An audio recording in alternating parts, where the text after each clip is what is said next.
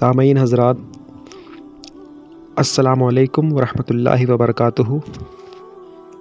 آپ تمام ویورز کو میں اپنے چینل چراغ ابوالعلائی پر ایک بار پھر سے خوش آمدید کہتا ہوں، اس امید کے ساتھ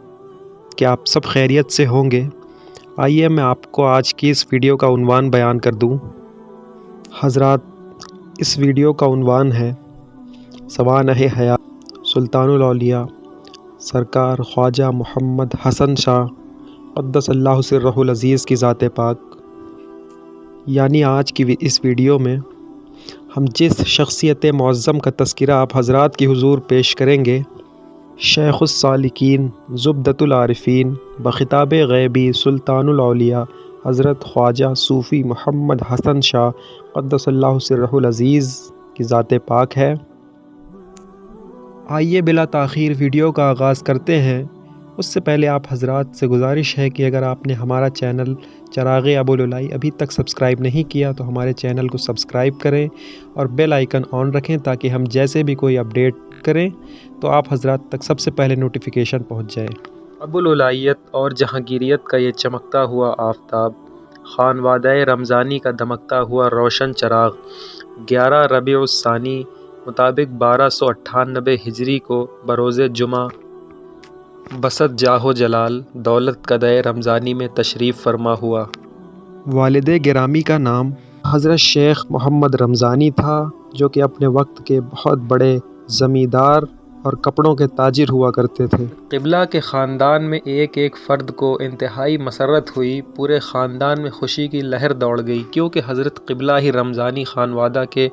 اول و آخر اکلوتا روشن چراغ ہیں۔ پورے مہینے میں ہر روز محبوب یزدانی قطب ربانی شیخ عبد القادر جیلانی البغدادی رضی اللہ تعالیٰ عنہ کی فاتحہ ہوتی رہی۔ غوث اعظم شہنشاہ بغداد کا لاڈلا ہمک ہمک کر کبھی آغوش مادر تو کبھی والد گرامی کی گود میں اپنی معنی خیز مسکراہٹ سے اپنے تابناک مستقبل کا پتہ دیتا رہا، اور جب کبھی حضرت قبلہ گھر سے باہر لائے جاتے تو باہر کے درویش اور اولیاء اللہ انہیں اپنی گود میں لے کر مبارکبادی کے ترانے گانے لگتے، اور جملہ اولیاء اللہ جو اس وقت موجود تھے سب نے متفقہ طور پر حضرت قبلہ کا اسم گرامی محمد حسن رکھا۔ کہ یہاں کپڑوں کی تجارت ہوتی تھی، اور بعض اوقات تو سخاوت کا یہ عالم ہوتا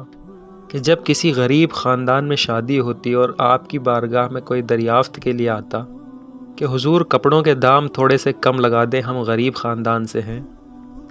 تو آپ اس وقت کے قیمتی ترین کپڑوں کو بھی مفت میں تقسیم کر دیا کرتے تھے۔ آپ کے گھر مبارک میں کسی بھی بات کی کمی نہ تھی، تجارت بھی تھی، زمینداری بھی تھی، اور درویشان و مجذوبان الہیہ دو چار ہر وقت دروازے پر دھونی رمائے تشریف فرما رہا ہی کرتے تھے۔ بچپن سے ہی خدا پرستی کا شوق، مخلوق کی ہمدردی کا ذوق کوٹ کوٹ کر قدرت نے آپ کے دل میں بھر دیا تھا۔ اس وقت کے مشہور زمانہ بزرگ حضرت خواجہ مستان شاہ بابا قلندری رحمۃ اللہ علیہ کی آپ پر خصوصی کرم فرمائی تھی۔ آپ اکثر مستان شاہ بابا کی صحبت میں رہا کرتے تھے۔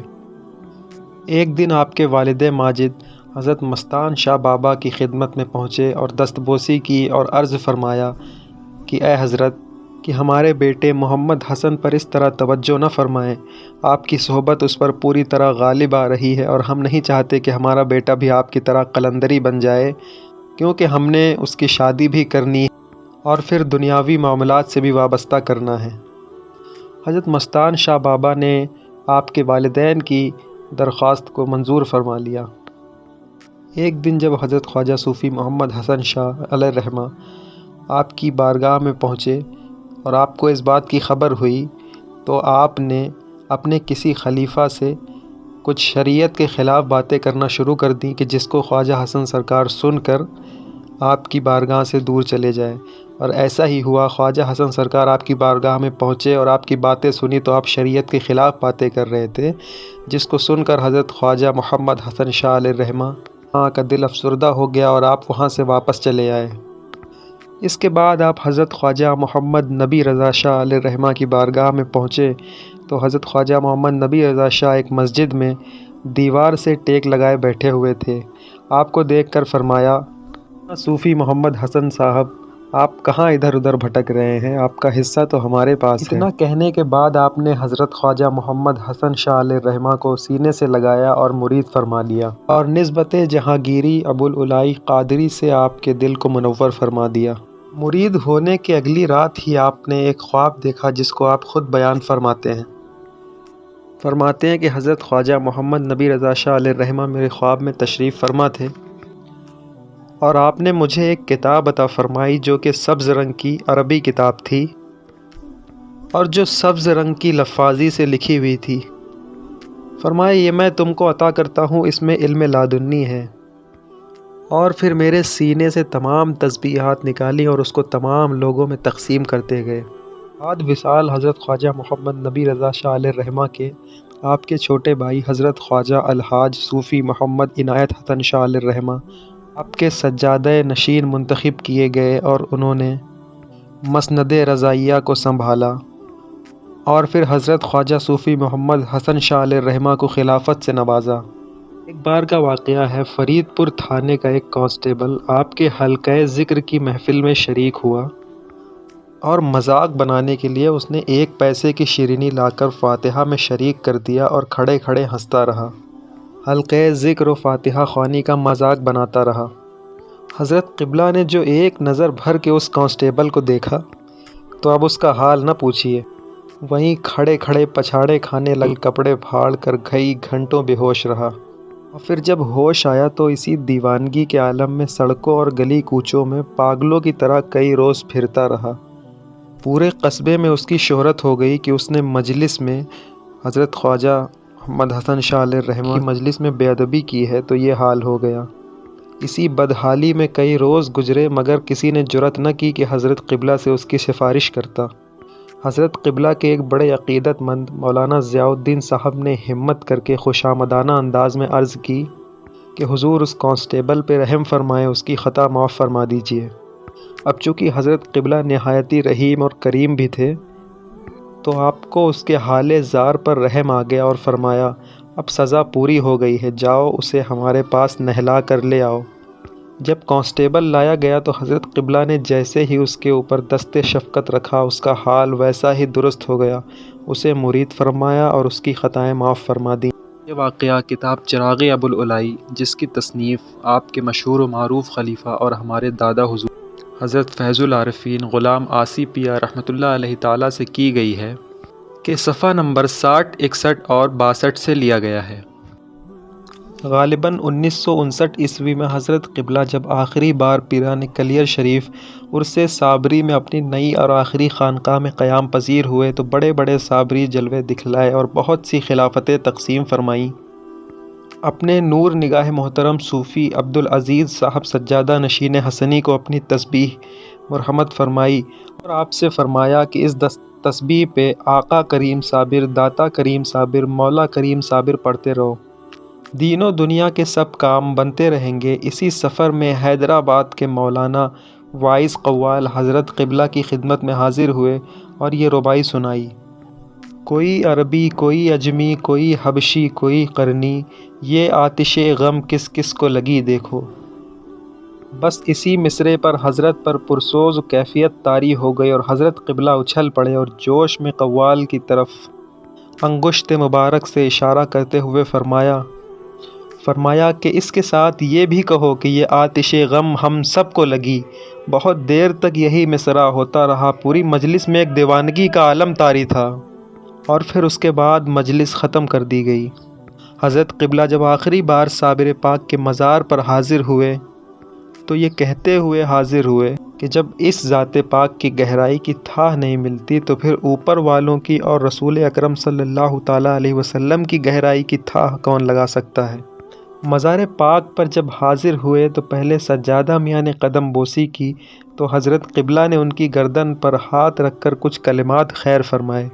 اس کے بعد بندہ آسی نے قدم بوسی کی تو میری گردن پر حضرت قبلہ نے اپنا دست شفقت رکھ کر فرمایا کہ صابر پاک سے عرض کیا کہ یا حضور یہ سوتا بہت ہے، اس کی نیند اڑا دیجیے، حضرت اس کو بیدار فرما دیجیے۔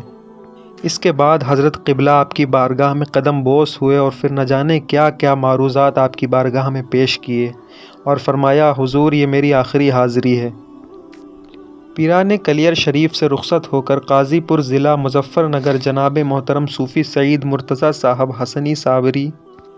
کے دولت قدہ پر تشریف لائے، جہاں آپ اس سے پہلے کئی چند بار تشریف لا چکے تھے۔ گویا سب کو آخری مرتبہ شرف زیارت نصیب فرمانے کے لیے تشریف لائے، اور وہاں پر آپ نے حلقہ ذکر کی محفل منعقد فرمائی۔ وہاں کے کچھ وہابیوں نے جلن کے مارے بازار میں آپس میں ایک دوسرے سے یہ کہنا شروع کر دیا کہ بھیا لوہاروں میں خدا اتر آئے ہیں، جسے دیکھنا ہو جا کے دیکھ لے۔ اور پھر جب رات آئی تو انہی بدگویوں نے اپنی آنکھوں سے خود دیکھا کہ ایک بہت بڑی اور موٹی گول سفید روشنی آسمان سے زمین تک حضرت قبلہ کی قیام گاہ کی چھت سے لگی ہوئی ہے، اور یہ دیکھ کر مخالفین کے ہوش اڑ گئے، اور پھر کیا تھا، آپس میں کہنے لگے کہ واقعی یہ تو کوئی اللہ کے بزرگ معلوم ہوتے ہیں، اور ہم لوگوں نے طنزاً جو بات کہی تھی یہ اس کا جواب معلوم ہوتا ہے۔ پھر یہ لوگ صبح نماز کے بعد حضرت قبلہ کی خدمت میں حاضر ہوئے تو حضرت قبلہ نے ان لوگوں سے فرمایا، ارے بھائی خدا نہیں اترتا چڑھتا ہے بلکہ بندہ خدا اترتا چڑھتا ہے۔ یہ سن کر اور بھی ان لوگوں کو حضرت قبلہ کی بزرگی کی تصدیق ہو گئی، اور پھر یہ تائب ہو کر حضرت قبلہ سے مرید ہو گئے۔ اس کے بعد آپ وہاں سے رخصت ہوئے اور لکھنؤ تشریف لے آئے، اور وہاں پہ کافی علیل ہو گئے۔ ڈاکٹر فریدی کے علاج سے کچھ سکون تو ہوا، لیکن حضرت قبلہ نے اپنے مخصوص غلامان حسنی کو رخصت فرمانا شروع کیا، اور جب محترم حاجی احمد بخش صاحب کو ان کے تمام ساتھی ممبئی والوں کو جب رخصت فرما رہے تھے، اس وقت کا بڑا عجیب منظر تھا۔ آپ خود اپنی زبان سے یہ شعر پڑھتے جا رہے تھے اور ان لوگوں سے بھی پڑھوا رہے تھے، مر جائیں گے پر ساتھ نہ چھوڑیں گے تیرا ہم، عاشق ہیں تو بن جائیں گے نقشے کف پا ہم۔ ممبئی والوں کو اپنے سینے سے لگایا اور روتے رلاتے رخصت فرماتے رہے، اور بہت دیر تک جانے والوں کو دیکھتے رہے۔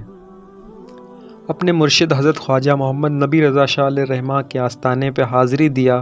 اور فرمایا کہ حضرت یہ میری آخری حاضری ہے، میں تو جا رہا ہوں، اور اب آپ ہی اپنے سلسلے کے لوگوں کی دیکھ ریکھ فرمائیں گے۔ اس کے بعد آپ بھیسوڑی شریف روانہ ہو گئے اور اپنے وہاں مرشد کامل حضرت خواجہ صوفی محمد عنایت حسن شاہ کے آستانے پر حاضری دی، اور لگ بھگ 1 گھنٹے تک وہاں بیٹھے رہے اور روتے رہے۔ اپنے گھر کی بہوؤں اور عورتوں سے فرمایا کہ ہمارا کفن و احرام نکال لاؤ۔ یہ سن کر گھر کی تمام عورتیں رونے لگیں تو خواجہ حسن سرکار نے فرمایا کہ اس میں رونے والی کیا بات ہے، میرے پیر و مرشد نے تو اپنے وصال سے 3 ماہ پہلے ہی اپنا کفن نکلوا لیا تھا۔ بروز ہفتہ بوقت 12:40 5 جمادی الاولیٰ 1379 ہجری 1379 کی درمیانی شب میں آپ نے ایک سانس زور سے اوپر کی اور کھینچی،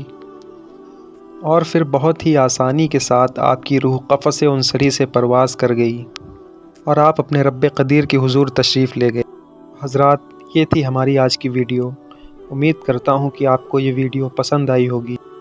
اگر ویڈیو پسند آئی تو ویڈیو کو لائک کریں، کمنٹس کریں، اور زیادہ سے زیادہ شیئر کریں، اور ہمارے چینل چراغ ابوالعلائی کو سبسکرائب کریں اور بیل آئیکن کو پریس کریں تاکہ ہمارے چینل کی کسی بھی اپڈیٹ کو آپ مس نہ کر پائیں۔ السلام علیکم ورحمۃ اللہ وبرکاتہ۔ خدا حافظ۔